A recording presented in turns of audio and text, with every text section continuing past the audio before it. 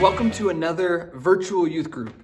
First of all, I want to say that you guys are all greatly missed, and I'm so anxious to see you guys again soon, and hopefully in this room, and we'll be able to gather together not too far into the future.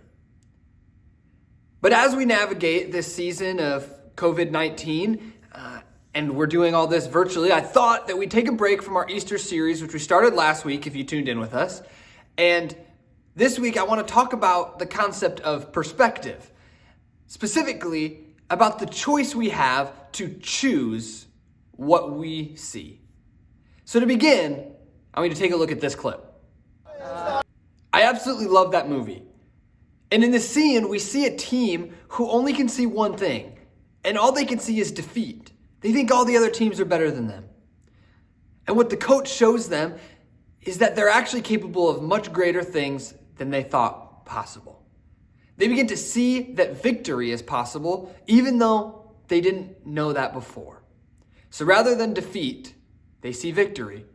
And it was all about their choice of what they were going to choose to see. So in one of the most famous stories in the Bible, David and Goliath, which you can find in 1 Samuel 17, we see the example of a man who chooses to see something different than everyone else on the battlefield. So now would be an awesome time to go grab your Bible and turn with me. So if you wanted to pause this video and go find it, that'd be awesome. This would be your opportunity to do so. We're going to start in 1 Samuel 17, verse 3, and it says this: "The Philistines occupied one hill and the Israelites another, with the valley between them. A champion named Goliath, who was from Gath, came out of the Philistine camp. His height was 6 cubits and a span. He had a bronze helmet on his head and wore a coat of scale armor of bronze weighing 5,000 shekels. On his legs he wore bronze greaves, and a bronze javelin was slung on his back. His spear shaft was like a weaver's rod, and his iron point weighed 600 shekels. His shield bearer went ahead of him. Goliath stood and shouted to the ranks of Israel, 'Why do you come out and line up for battle? Am I not a Philistine, and are you not the servants of Saul? Choose a man and have them come down to me. If he is able to fight and kill me, we will become your subjects. But if I overcome him and kill him, you will become our subjects and serve us.' Then the Philistines said, 'This day I defy the armies of Israel. Give me a man and let us fight each other.' On hearing the Philistines' words, Saul and all the other Israelites were dismayed and terrified. As they should be. They have this problem. They have an impossible foe with a frightening offer, right? Goliath is large. They use a lot of units that we don't use now. But needless to say, Goliath was a giant. He was huge. He's a large man. He is an example of human power. I want you to note that while they are explaining Goliath and his appearance, it's not about who Goliath is, but what Goliath looks like. It's about his armor. It's about his strength. It's about the imposing force that Goliath appears to be.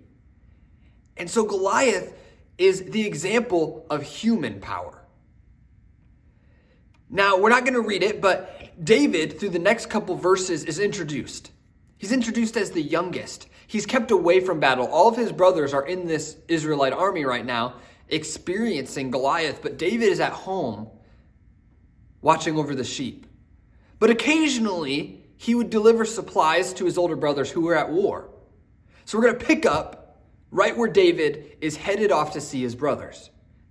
This is in 1 Samuel 17, verse 20. It says, "Early in the morning, David left the flock in the care of a shepherd, loaded up and set out.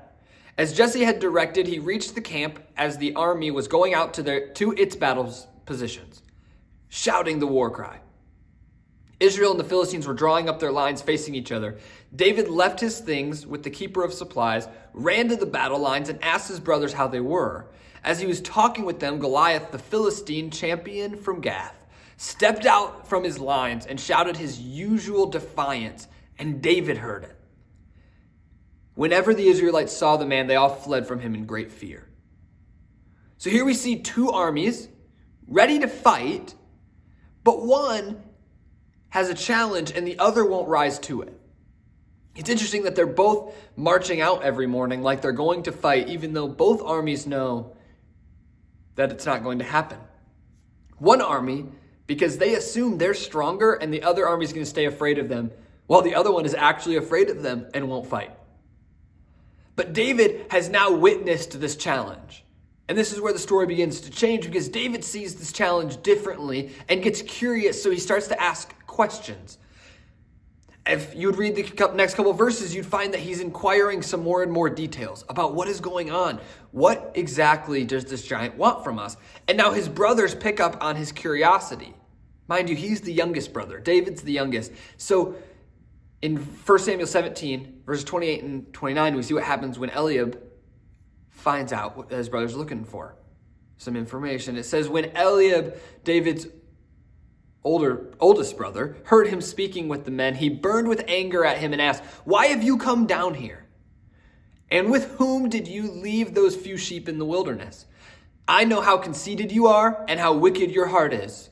You came down only to watch this battle." "Now what have I done?" said David. "Can't I even speak?" I find it interesting how strong Eliab's language is against David. And I find it interesting because I myself am an older brother and I have a younger sister. And there are times where I go, she doesn't know anything. I am so much smarter than her. Or I've even had to apologize because she would say something and I just discredited it because I'm older and I know better. And that's what we see from Eliab here. Eliab's not being evil. He's just living into the role of older brother where you see your younger siblings as less than yourself. Now he really sees the worst in David. He's the youngest and he actually assumes that he's wicked and that he really just wants to see the battle. He wants to see the bloodshed. But even though David is judged incorrectly, it doesn't stop him. And he continues to inquire. We pick up in verse 31. It says, what David said was overheard and reported to Saul, and Saul sent for him. David said to Saul, "Let no one lose heart on account of this Philistine. Your servant will go and fight him." Saul replied, "You are not able to go out against this Philistine and fight him. You are only a young man, and he has been a warrior from his youth." But David said to Saul, "Your servant has been keeping his father's sheep. When a lion or bear came and carried off a sheep from the flock, I went after it, struck it, and rescued the sheep from his mouth. When it turned on me, I seized it by its hair, struck it, and killed it. Your servant has killed both the lion and the bear. This uncircumcised Philistine will be like one of them, because he has defied the armies of the living God. The Lord who rescued me from the paw of the lion and the paw of the bear will rescue me from the hand of the Philistine." Saul said to David, "Go, and the Lord be with you." I find this interaction really crucial to understanding the story, because Saul overhears this young man inquiring about Goliath, so he goes and he finds him himself and speaks with him, only to find out that David, this young man, is willing to fight Goliath. Upon judging David by his appearance, Saul says, "You're not allowed to do that." So David, even though he sees the battle differently than the rest of the army, explains it on Saul's level and says, "You may not think I'm strong or tough, but I've defeated bears and lions just to save sheep. I'm not afraid of Goliath." And then he turns it on him and he said, "God was with me against the lion and the bear. This Philistine will be no different." So after proving through human power that it would be okay, he turns it and says, "But this is why this is going to go my way. It's because it's going to go God's way. And I see this battle different." And Saul sees how he's doing that. But Saul sees this problem from beginning to end through human eyes, which is why David needed to explain it to him in the way he did. But even though Saul sees the problem through human eyes, David sees a battle already won by God. Why? Because he's seen throughout his past that when trouble strikes, following God proves victorious. Right after this, we see that Saul is going to ask David to wear his armor. And I find it interesting because what this shows is that Saul is trying to get David to fight the battle as if he were Saul. And sometimes in life, we have the same problem. We try to either get people to fight battles our way, or people try to get us to fight battles their way. What exactly does that mean? That means, like Saul, people say, "Hey, this is the method I would use. This is the way I would go about it without accounting for your gifts, without accounting for the way that you might accomplish it. And the message I have for those of us trying to push our way on others, if you wanted to do it your way, you should have accepted the battle when it was given to you. Saul had an opportunity to fight this battle. Saul had an opportunity to put on his armor and grab his sword and go defend the name of God against this Philistine named Goliath. But instead, he had to wait to be rescued by a young boy named David. But when David came, he said, "This is how I would do it." And David says, No. I'm going to do it my way. Because we need to fight our battles according to our gifts. So what does David do? He doesn't take the armor that doesn't fit him. He goes to a creek and finds 5 smooth stones, his sling, and his staff. And he goes out to fight Goliath.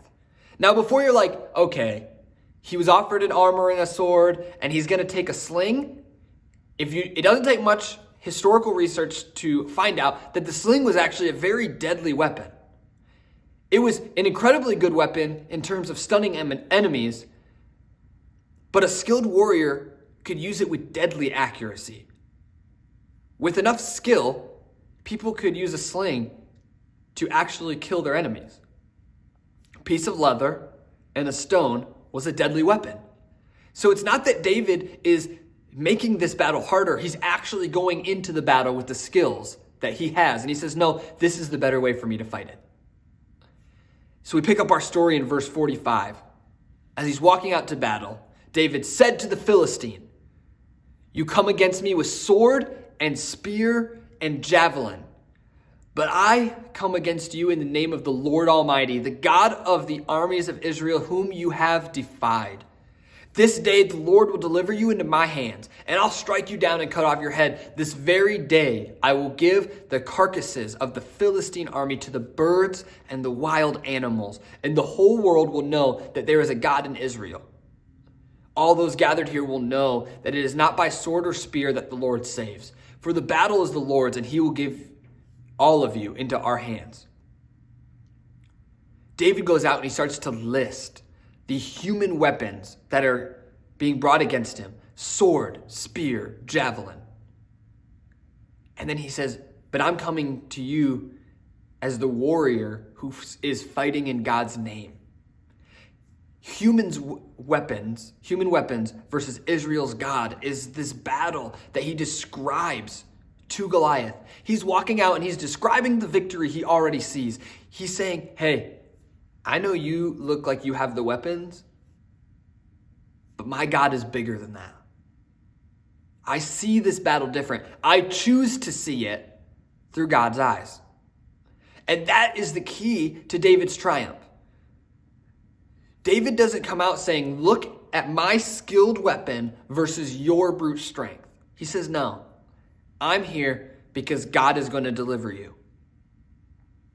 The battle was won in David's heart before it had even began. He saw the victory because he chose to see through God's eyes. He chose to see a God of victory that had been proven to him time and time again. Now the battle was very short. It's literally 2 verses.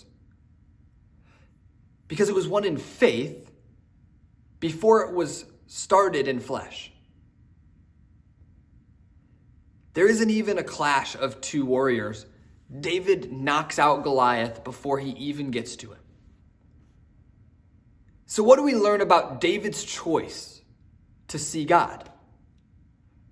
Well, we learn first that you're going to fight battles. The Israelites didn't want the battle with Goliath. It came to them. So what do we do when battles come to us? Well, we need to make a choice. Need to make a choice how we're going to see that battle, and part of that depends on what kind of battle we're facing. Because sometimes we all fight the same battle. Right now, with the coronavirus spreading throughout the world, we're all struck with the same question, and it's a question of what now? What do we do? How do we love on people? How do we keep them safe all at the same time? What do we do? How do I keep my loved ones safe from this sickness that really could threaten them without just doing nothing? But more often, you fight battles that only you, God, and maybe some close people to you know about. More personal problems like depression or addiction. These battles that strike us because we live in a broken, sinful world. But how do we win them? We win them by seeing that we have a God who's already won. We choose to see God. And when you choose what to see, and that option is God, you've actually won the battle. This does not mean that today you can make a decision and all your battles are going to go away. But what it does mean is that you can walk into life with the confidence that David had because he said, my God is stronger than this. And he's going to deliver you because that's what God does. He delivers us. So whatever your battle is, whether it's personal, whether it's more broad, maybe you can't name it, but you know you're feeling it. You need to believe that it can and will and already has been won by God. And that choice lies with you. That choice lies with your perspective and what you're going to choose to see. Because the good news for you is that you serve a God of victory, a God who cares enough to fight our battles with us. Now, I want to make an emphasis on the word with. Because if God fought our battles for us, David wouldn't be necessary in this story. You have to make a choice to step out of your comfort zone and say, I'm going to fight the battle. Why am I going to fight it? Because I know God is on my side and there's nothing to be afraid of. David fought with confidence, but he still had to fight. He still had to fling the stone.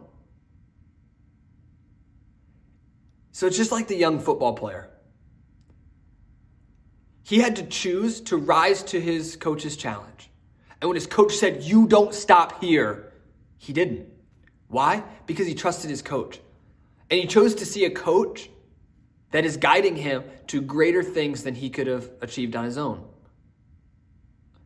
So don't be like the football player who said we can only see defeat. And don't be like an Israelite army who stood across from their enemy. And rather than realizing that they are the people of God, they saw an army that looked bigger than them. So you need to head to battle. But you need to head to battle choosing to see God in that battle. David believed in his outcome before it existed. So in this season of uncertainty, you have a choice to make. And my challenge is that you choose to see a powerful God. Find a way to show God's love and power rather than accepting defeat. Now, before you mishear me, this does not mean that you need to ignore all the health warnings going around right now. I don't need a bunch of people that decide that the lack of fear makes them stupid. Don't just go around spreading germs because your God is too strong to let this happen. I believe God can wipe out this virus, but he hasn't chosen to. So still be smart with your battle. David didn't walk out there weaponless. He walked out with a sling, which is actually his best chance of fighting this guy. So here's what I hope for you. I hope that you see a choice and that you choose to see God in all things. And so I hope that this message was a blessing to you. I hope that you took the time to listen to it.